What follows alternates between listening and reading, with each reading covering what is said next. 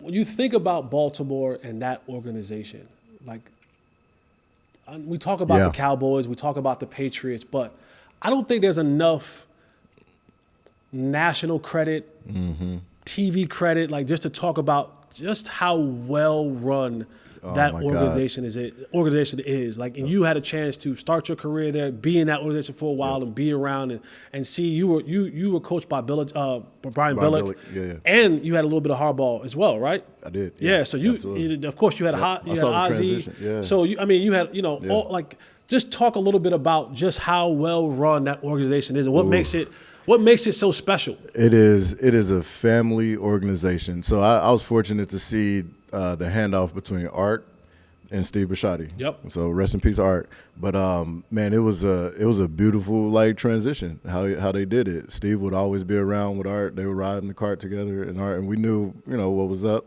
But Art, the way he ran it's a family organization, and we take care of our administration and our coaches and our players alike.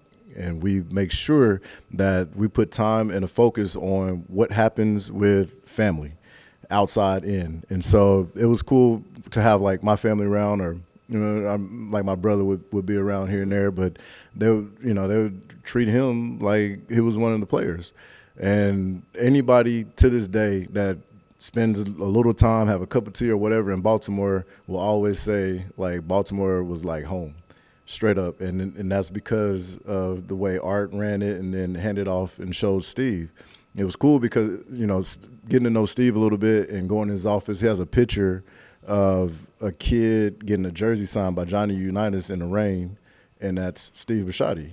He was like, man, I as a kid was a huge fan, and I'm here at camp, and I think it was one of the last days of camp, and it rained that day.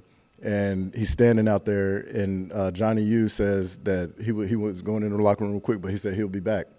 He waits for him. He stands outside and he waits for him. He comes back and he signs his jersey. And obviously he got a picture. Somebody had a picture of it, and he'll never forget it. And fast forward, he's now the owner of the Baltimore Ravens. But just kind of that and what that meant to him and how grateful he is in those moments and throughout his life, that flows downhill through the organization, and you can feel that, through as a player or anybody. I mean, our fans obviously know that, but if anybody was to go around and do a tour or do anything and have Harbaugh, come up, you'll feel like he's known you for a while, and he's gonna sit there and have a conversation with you, and he's just down, like everybody for the most part is just down to earth like that. It's really cool. If you had to take one moment from your time in the National Football League, no matter where you were at, what was the moment that you'll say, like, that you would want put in lights, right? Like, what was your frame it? Yeah, what was that moment that you would say this was I'll never forget this moment? I will never. It's a couple, but one I will never forget.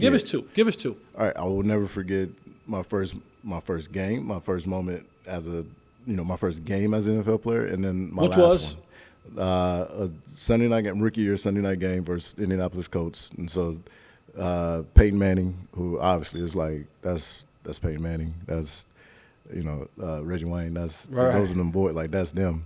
That was amazing for me.